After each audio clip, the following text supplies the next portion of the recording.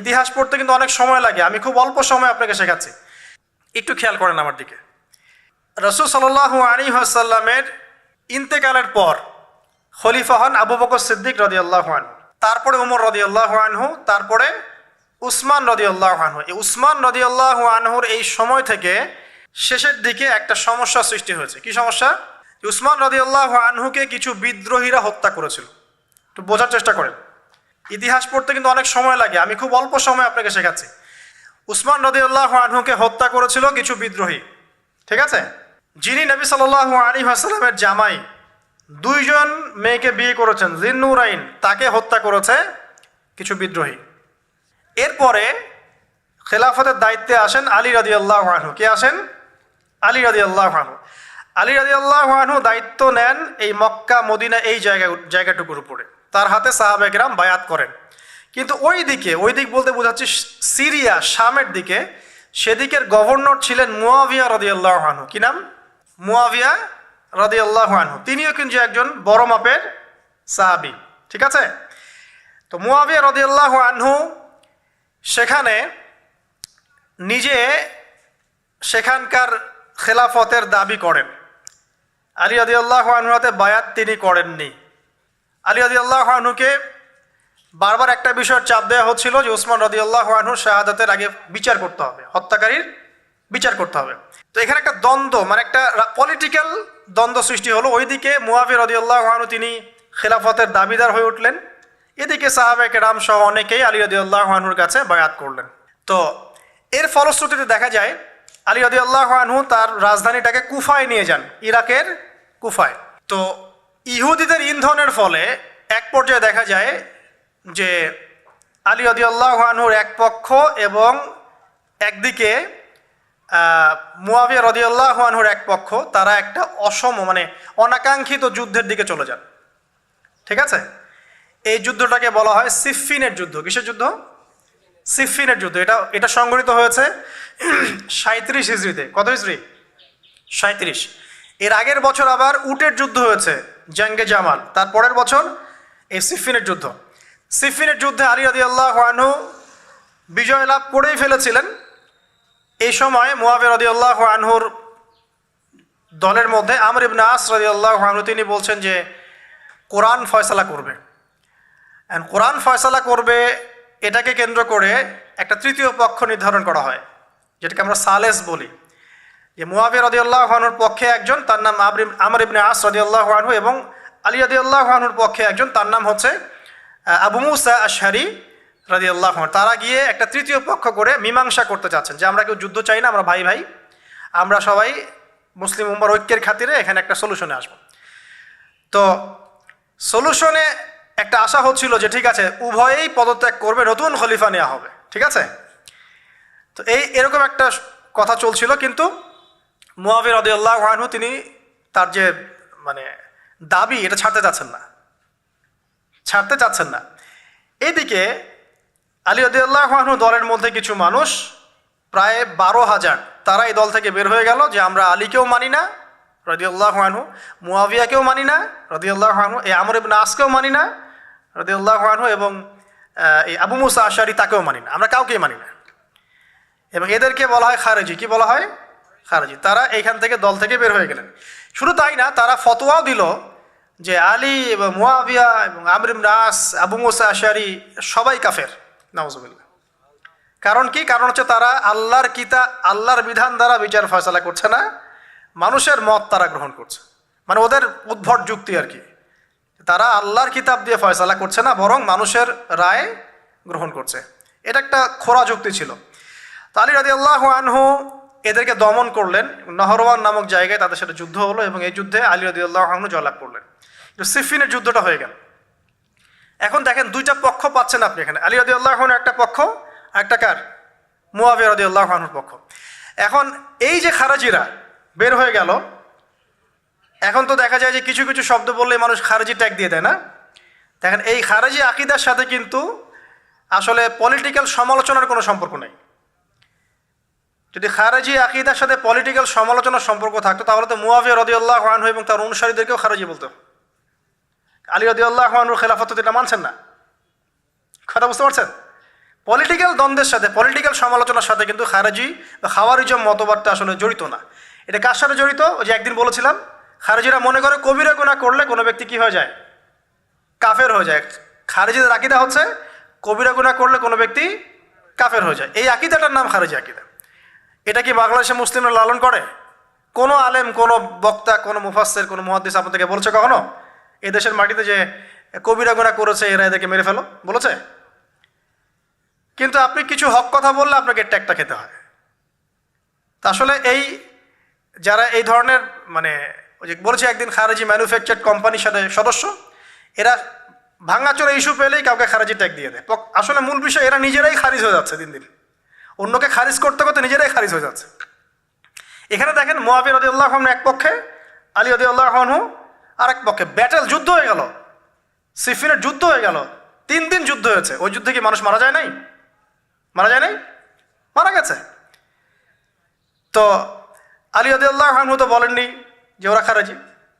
কারা খারেজি তাহলে? যারা এই যে 12,000 সৈন্যের মধ্য থেকে বের হয়ে গেল এবং সবাইকে কাফের ফতোয়া দিল যে আলীও কাফের, মুআবিয়া কাফের, আমর ইবনে আসও কাফের, নাউজুবিল্লাহ, আর এই যে আবু মুসা আশআরী তারাও কাফের। একটু বোঝেন।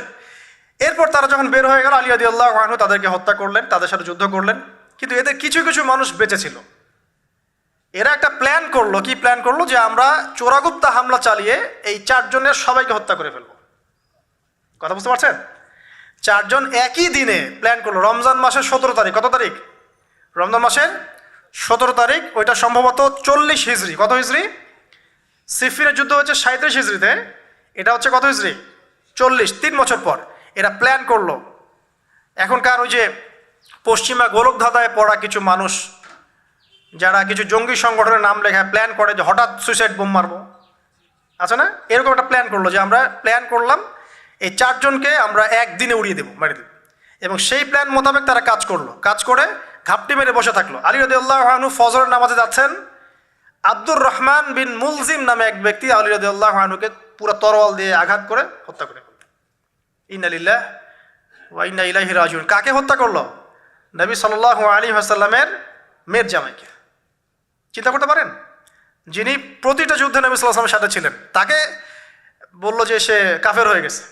আর যে হত্যা করেছে আব্দুর রহমান বিন মুলজিম, সে হত্যা করার পরে আল্লাহ শুকরিয়া আদায় করেছে, নাউজুবিল্লাহ। সে বলেছিল যে আমি আল্লাহ শুকরিয়া আদায় করছি যে আল্লাহ আমার হাতে একজন পথভ্রষ্ট মানুষকে মারলেন, নাউজুবিল্লাহ। চিন্তা করতে পারেন? ওইদিকে মুআবিয়া রাদিয়াল্লাহু আনহুকে মারার প্ল্যান করা হয়েছে সিরিয়ায়, কিন্তু উনি ওই দিন ফজরের নামাজে যান নাই, যেতে পারেন না, অসুস্থ ছিলেন। উনি গিয়েছেন, উনাকে আঘাত করা হয়েছে, কিন্তু আঘাতটা তার মানে শরীরের সেই জায়গায় লাগে নাই যেখানে লাগলে তিনি মারা যেতে পারতেন। তিনি আহত হয়েছেন, পরবর্তীতে চিকিৎসা করে সুস্থ হয়ে গেছেন। আর এদিকে আমর ইবনে আস এবং আব্দুর রহমান আবু মুসা আশআরী, তাদের উপরে হামলা হয়েছে। আমর ইবনে আসের জায়গায় আরেকজন সাহাবী গিয়েছেন নামাজ পড়তে, তিনি ডেড। মানে তাদের উদ্দেশ্য সফল হয়েছে এই জায়গায় যে আলী রাদিয়াল্লাহু আনহুকে হত্যা করা হয়েছে। তো এখন আলী রাদিয়াল্লাহু আনহু যখন নিহত হয়ে গেলেন, তাহলে কে থাকলো এখন?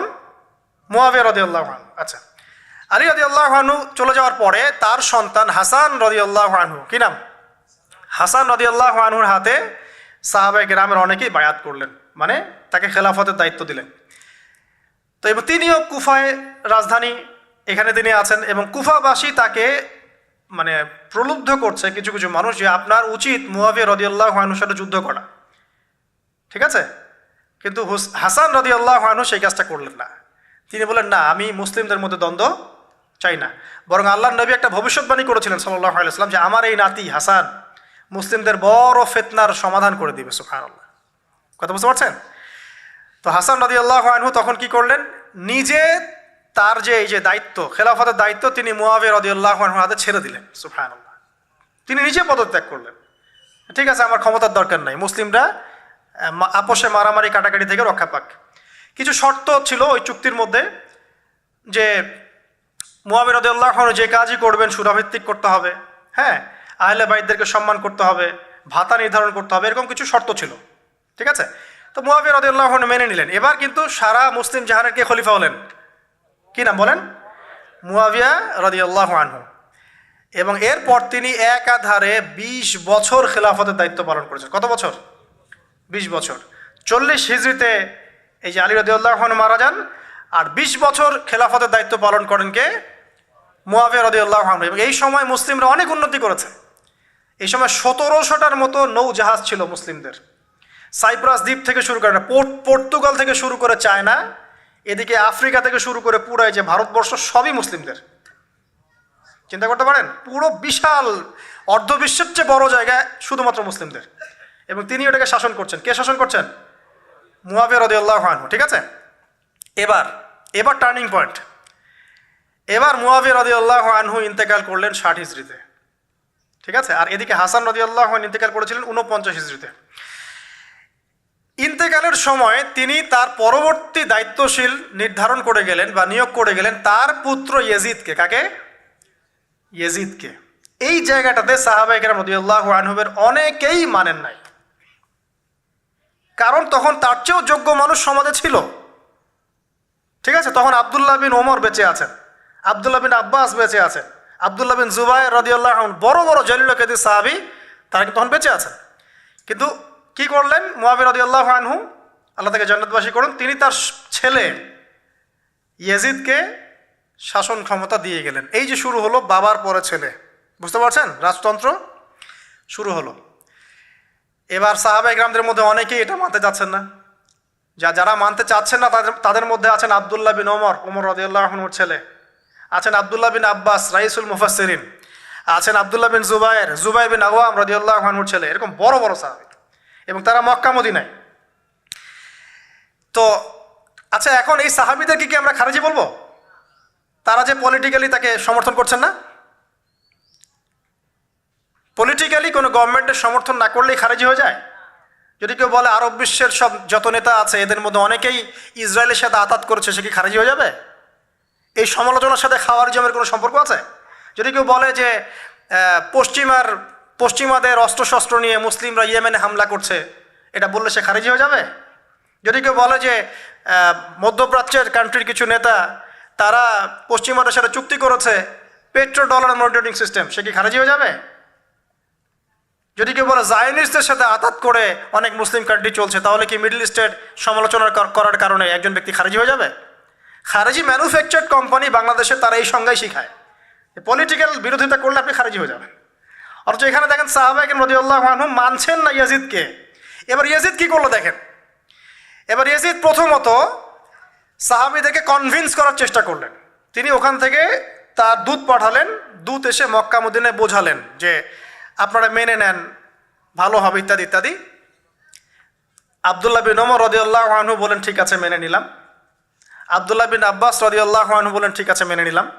কিন্তু আব্দুল্লাহ বিন জুবাইর রাদিয়াল্লাহু আনহু মানলেন না।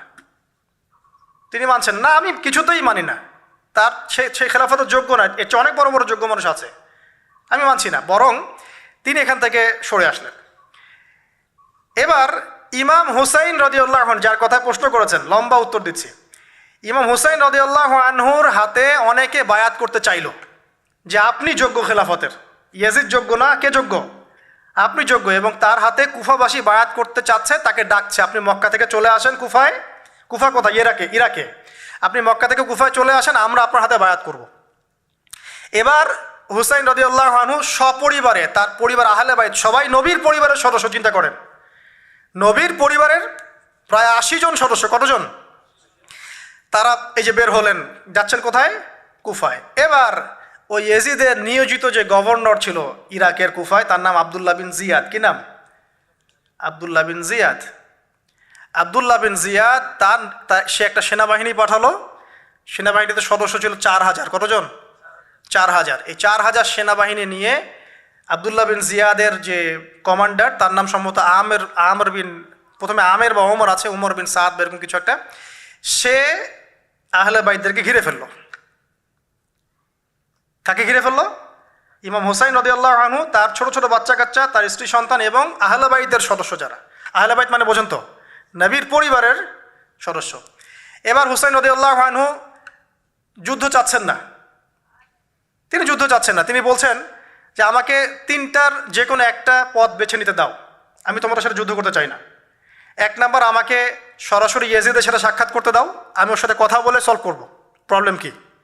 2 নাম্বার, আমাকে পথ ছেড়ে দাও, আমি চলে যাই কোনো সীমান্তবর্তী এলাকায়, সেখানে কাফেরদের সাথে যুদ্ধ করব, জিহাদ করব, সেখানে মারা যাবো, শহীদ হব। অথবা আমাকে নিরাপদে আমাকে মদিনায় ফেরত পাঠাও। তার তিনটা যুক্তি কি যৌক্তিক ছিল না? তিনি কে?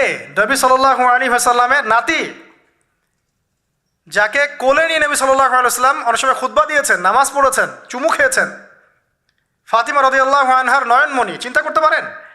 এবং যিনি জান্নাতের যুবকদের সর্দার হবেন। কিন্তু এই যে আব্দুল্লাহ বিন জিয়াদের যে সেনাবাহিনী, হুসাইন রাদিয়াল্লাহু আনহুর আর্তনাদ শুনল না। 4000 সৈন্য মিলে 80 জনকে কেটে টুকরা টুকরা করে ফেলেছে।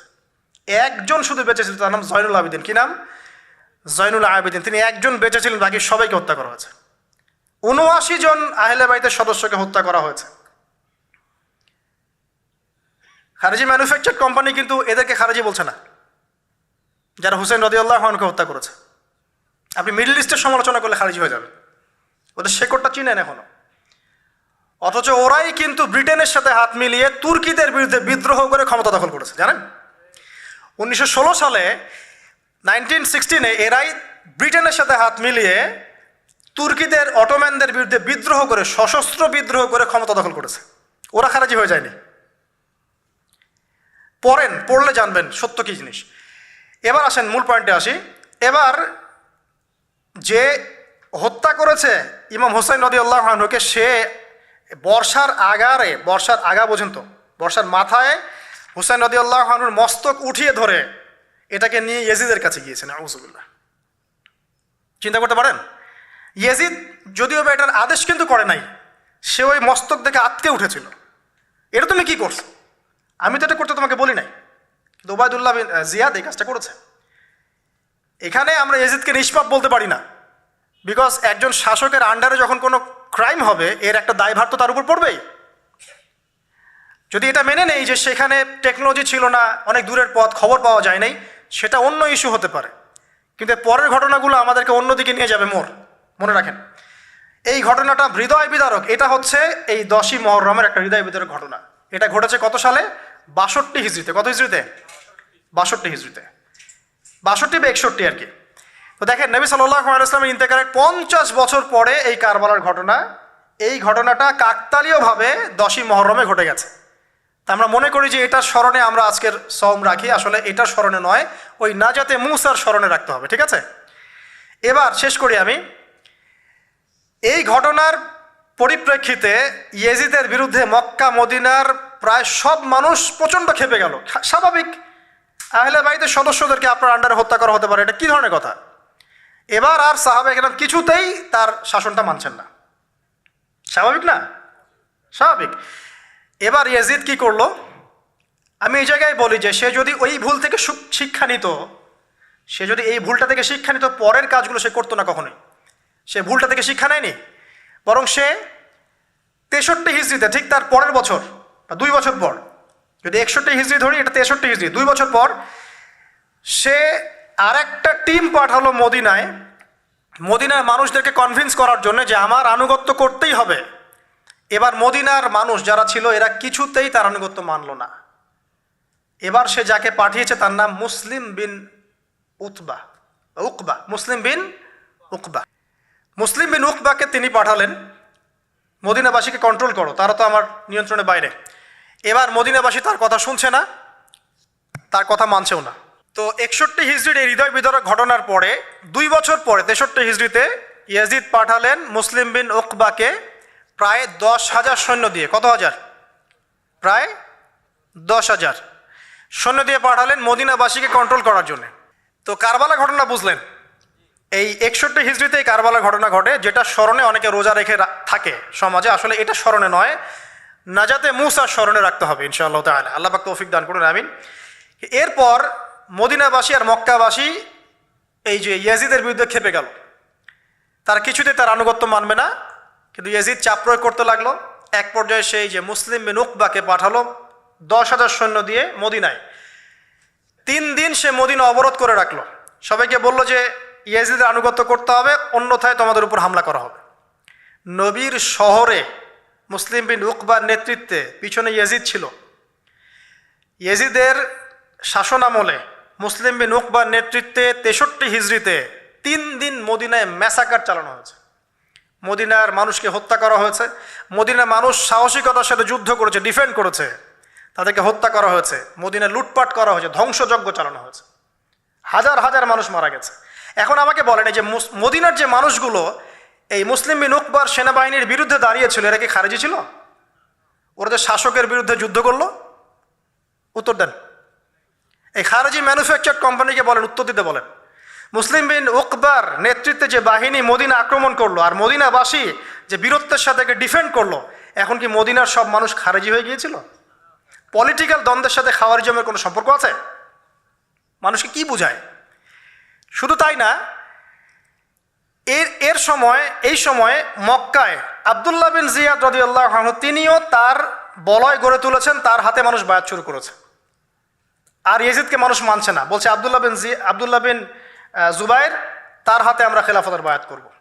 বহু মানুষ আব্দুল্লাহ বিন জুবাইর রাদিয়াল্লাহু আনহুর হাতে বায়াত করা শুরু করলেন এবং ইয়াজিদ এবার মদিনায় ধ্বংসযজ্ঞ চালানোর পর ঠিক ওই বছরেই, সেম বছরেই আরেকজন ব্যক্তি আছেন হুসাইন বিন নুমায়ের, তাকে কিছু সেনাবাহিনী দিয়ে পাঠালেন মক্কা আক্রমণ করতে।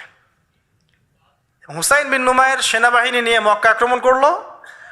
মক্কার কাবা ঘরের গিলাফে হামলা করা হয়েছে, মিনজানিক ছোড়া হয়েছে এবং মক্কাকে অবরোধ করে রাখা হয়েছে। তো মদিনায় হামলা চালানোর পর একই বছর ওই 63 হিজরিতেই, আর মদিনায় হামলার যে যুদ্ধটার নাম একটা আছে, এটা বলে দিই যে মদিনায় যে ইয়াজিদের নেতৃত্বে মুসলিম বিন উকবা হামলা চালিয়েছিল, যখন মদিনাবাসী এটাকে ডিফেন্ড করেছে এবং মদিনা মানুষ মারা গেছে, অনেক শহীদ হয়েছেন, এই যুদ্ধের নাম হচ্ছে হাররার যুদ্ধ। কিসের যুদ্ধ? হাররার যুদ্ধ। এর ওই বছরেই ইয়াজিদের নেতৃত্বে আবারও মক্কায় আক্রমণ করা হয়েছে, যেখানে আব্দুল্লাহ বিন জুবাইর রাদিয়াল্লাহু আনহু তিনি খেলাফতের দায়িত্ব বায়াত গ্রহণ করছেন। সেখানেও মিনজানিক চালানো হয়েছে, হামলা চালানো হয়েছে, মক্কার কাবা ঘরের দেয়ালে পর্যন্ত মিনজানিকের গোলা লেগেছিল। মানুষ জানেই না কাবা ঘরে হামলা হয়েছে। এখন আব্দুল্লাহ বিন জুবাইর রাদিয়াল্লাহু আনহু যিনি এই অন্যায়ের প্রতিবাদ করছেন মক্কায়, তিনি কি খারেজি নাকি বীর? কোনটা? সুবহানাল্লাহ। এটা হক কথা বললে মানুষকে খারেজি বলে, আর চাটুকারিতা করলে এদেরকে বীর বলে। সুবহানাল্লাহ। আব্দুল্লাহ বিন জুবাইর রাদিয়াল্লাহু আনহু সেখানে তার হাতে মানুষ বায়াত নেওয়া শুরু করলো। তবে এই হুসাইন বিন নুমায়ের সেখানে তাকে হত্যা করতে পারে নাই, বরং সে ফিরে যায়, কারণ ওই বছরে ইয়াজিদ মারা গিয়েছে। এটা আল্লাহ পাকের ফয়সালা। হয়তো মানুষ তার প্রতি প্রচণ্ড রুষ্ট ছিল, মানুষ দোয়া করেছে, মানুষ বদদোয়া করেছে, অনেক কিছুই করেছে, আল্লাহ পাক ওই বছরেই সে মারা যায় এবং সে খুব ব্যথিত ছিল শেষ বয়সে হুসাইন রাদিয়াল্লাহু আনহুর এই ঘটনাটা কেন্দ্র করে। আমরা দোয়া করি আল্লাহ পাক যদি আল্লাহ পাক তার নিজ দয়ায় তাকে মাফ করতে পারেন, কোনো সুযোগ থাকে আল্লাহ পাক তাকে মাফ করতে পারেন। তো আমরা পলিটিক্যালি এই ঘটনাগুলো সমালোচনা করতে পারি। হুসাইন রাদিয়াল্লাহু আনহুর হত্যাকাণ্ড কোনো সাধারণ ঘটনা ছিল না, হাররার যুদ্ধ কোনো সাধারণ ঘটনা ছিল না, আব্দুল্লাহ বিন জুবাইর রাদিয়াল্লাহু আনহুকে মক্কায় আক্রমণ করা কোনো সাধারণ ঘটনা ছিল না। এরপরে আব্দুল মালিক বিন মারওয়ান যখন ক্ষমতায় আসেন, তার প্রায় 10 বছরের পরে, তখন হাজ্জাজ বিন ইউসুফের নেতৃত্বে আবারও এই মক্কায় হামলা হয়েছে। এর নাম শুনেছেন? হাজ্জাজ বিন ইউসুফ। এবার এই হামলাতে আব্দুল্লাহ বিন জুবাইর রাদিয়াল্লাহু আনহু এবং তার অনুসারীদেরকে সবাইকে শহীদ করা হয়েছে।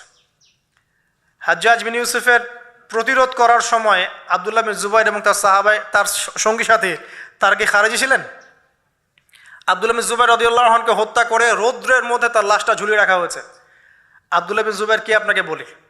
আব্দুল্লাহ বিন জুবাইর রাদিয়াল্লাহু আনহু জুবাইর বিন আওয়াম রাদিয়াল্লাহু আনহুর ছেলে। জুবাইর বিন আওয়াম কি আপনাকে বলি? জুবাইর বিন আওয়াম হচ্ছেন জান্নাতের 10 জন সার্টিফিকেট প্রাপ্ত সাহাবীর একজন। আব্দুল্লাহ বিন জুবাইর আসমা বিনতে আবু বকর রাদিয়াল্লাহু আনহুর সন্তান। আসমা বিনতে আবু বকরকে আপনাকে জানাই, আসমা বিনতে আবু বকর হচ্ছেন আবু বকর সিদ্দিক রাদিয়াল্লাহু আনহুর মেয়ে। জুবাইর বিন আওয়াম এবং আসমা বিন আবু বকর রাদিয়াল্লাহু আনহু, তাদের সন্তান হচ্ছেন আব্দুল্লাহ বিন জুবাইর রাদিয়াল্লাহু আনহু, যাকে এভাবে হাজ্জাজ বিন ইউসুফের সময় হত্যা করা হয়েছে মক্কায়। এই যে ঘটনাগুলো আপনারা শুনুন। এরপরে যদিও বা পরিস্থিতি ঠান্ডা হয়ে যায় আস্তে আস্তে, এবং আব্দুল মালিক বিন মারওয়ানের সময় তিনিও প্রায় 20 বা 22 বছর ক্ষমতা কাটান, এবং ওই সময় মুসলিমরা এই যে সিন্ধু প্রদেশ জয়, ওইদিকে তারেক বিন জিয়াদের স্পেন জয়, এদিকে আপনার এই যে আমাদের ভারতবর্ষ জয়, এগুলো ওই সময় ঘটেছে। ঠিক আছে, ওইদিকে আমরা যাচ্ছি না। মূল যে জায়গাটা আপনাদেরকে আজকে বলতে চাচ্ছি সেটা হলো এই যে প্রথমত কারবালার বিয়োগান্তক ঘটনার সাথে এই 10ই মুহররমের সওমের কোনো সম্পর্ক নাই। এটা না যাতে মুসার সাথে সম্পৃক্ত, তবে এই হিস্ট্রিটা আপনার জানা থাকা উচিত, কিভাবে আবু বকর সিদ্দিক রাদিয়াল্লাহু আনহু থেকে এই আব্দুল্লাহ বিন জুবাইর রাদিয়াল্লাহু আনহু শাহাদাত পর্যন্ত ঘটনাগুলো ঘটলো। আল্লাহ পাক আমাদের সবাইকে এই ঘটনাগুলো থেকে শিক্ষা নেওয়ার তৌফিক দান করুন।